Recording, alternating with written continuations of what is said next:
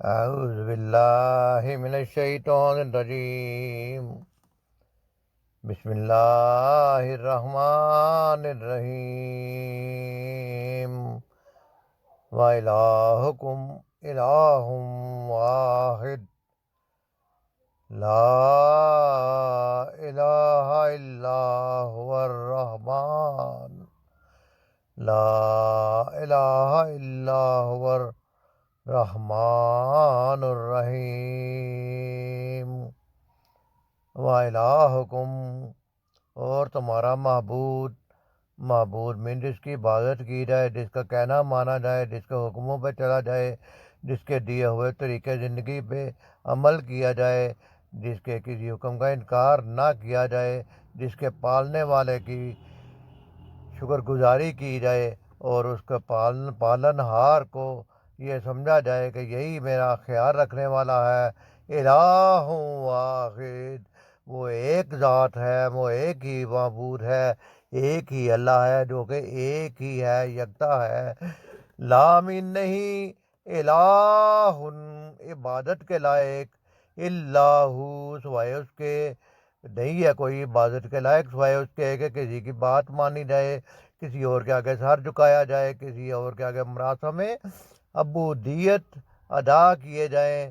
کسی اور کا حق نہیں ہے کہ جو کھلانے والا ہے، جو پلانے والا ہے، جو پالنے والا ہے، جو پیدا کرنے والا ہے، وہ ایک ہی ہے.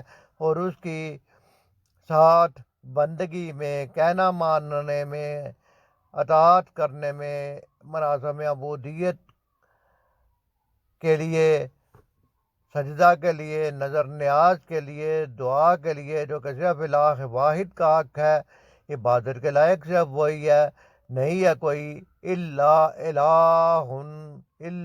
وائس کے الرحمن الرحیم، نہایت ہی رحمان ہے، نہایت ہی رحم کرنے والا ہے، الرحیم ہے، بہت مہربان بھی ہے اور رحم کرنے والا بھی ہے، نہایت رحم کرنے والا ہے، دنیا میں بھی اور آخرت میں بھی.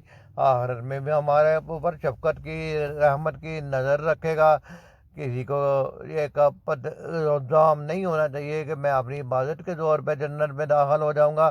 جنت میں داخل ہونے کے لیے رب رحمان کی رحمت ضروری ہے، اور وہ دنیا میں ہماری ہر ایک ضرورت کا خیال رکھتا ہے، ہماری ایک ہر کام کا خیال رکھتا ہے، ہمارے لیے کھانا پینا ہوا ہر چیز کا وہ بندوبست کرتا ہے.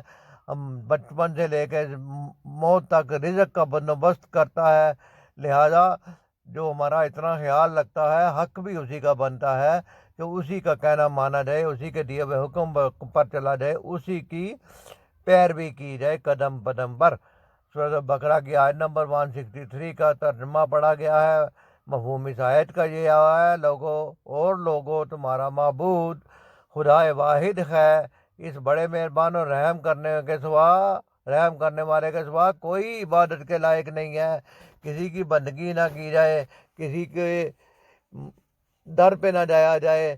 دعا کے لیے صرف اللہ پاک سے پکارا جائے، وہ رشا رگ سے بھی زیادہ قریب ہے. اس سے پچھلی آیات میں کافروں کی جڑ کاٹی گئی کہ جو لوگ کفر کیا اور اسی کفر کی حالت مر گئے، توبہ نہ کی، وہ لوگ جو ہیں وہ کہاں جائیں گے؟ وہ دوزخ میں جائیں گے اور وہ ہمیشہ رہیں گے. اور اس سے پہلے کہا گیا کہ اللہ کی آیات کی انکار کرنے والے، کچھ حکموں کو ماننے والے، کچھ حکموں کو نہ ماننے والے جو ہے وہ خسارے میں رہیں گے، لیکن جنہوں نے توبہ کی اور اصلاح کی، اللہ تعالیٰ توبہ قبول کرنے والا ہے. اس آیت میں فرمایا گیا اللہ رحمان بھی ہے، رحیم بھی ہے، تمہاری ضرورت کا خیال رکھتا ہے، تمہاری شفقت کی کرم رکھتا ہے. صرف اس کا کہنا مانو، اس کے حکموں پہ چلو اور اس کے ساتھ بندگی میں کسی کو شریک نہ کرو. دعا ہے کہ اللہ تعالیٰ ہمیں دین کو بہتر طور پہ سمجھنے، عمل کرنے کی توفیق عطا فرمائے. وحدانیت جو ہے یہ دین کی اساس ہے، دین کا بنیادی اور پہلا ستون ہے. اس لیے اس کو سمجھنے، اس کو پڑھنے اور اس پہ بہتر طور پہ کاربند رہنے کی اپنے ایمان کی سلامتی کے لیے نہایت ضروری ہے، تاکہ وہ رحمان اور رحیم ہمارا دنیا میں بھی خیال رکھے اور آخرت میں بھی ہم پر رحمت نازل فرمائے. وما علینا الا البلاغ.